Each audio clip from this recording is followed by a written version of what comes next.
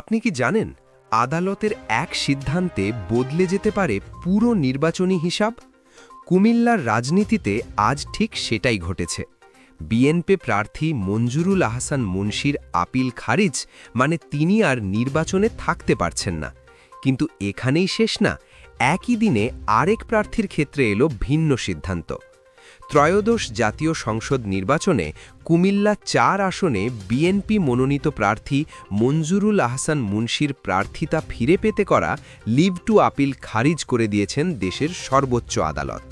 রোববার ১ ফেব্রুয়ারি প্রধান বিচারপতির নেতৃত্বাধীন আপিল বিভাগ এই আদেশ দেন। এর আগে হাইকোর্ট তার প্রার্থিতা অবৈধ ঘোষণা করেছিলেন। সেই রায়ের বিরুদ্ধে তিনি আপিল করেন, কিন্তু শেষ পর্যন্ত আপিল বিভাগও তার আবেদন খারিজ করে দেন।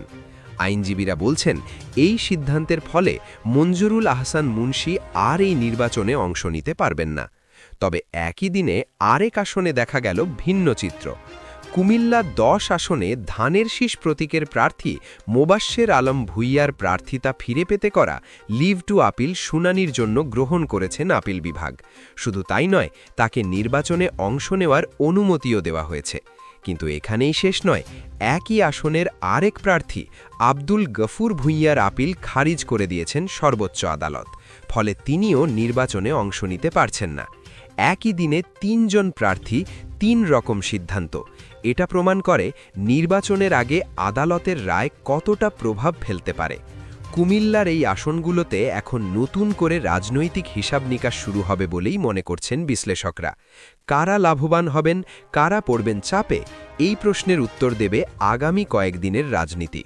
আপনি কি মনে করেন এই রায়ে নির্বাচনের ফলাফলে বড় প্রভাব ফেলবে? মতামত জানান কমেন্টে। ভিডিওটি ভালো লাগলে লাইক দিন, বন্ধুদের সাথে শেয়ার করুন, আর নিয়মিত এমন গুরুত্বপূর্ণ রাজনৈতিক আপডেট পেতে এখনই সাবস্ক্রাইব করুন আমাদের চ্যানেল।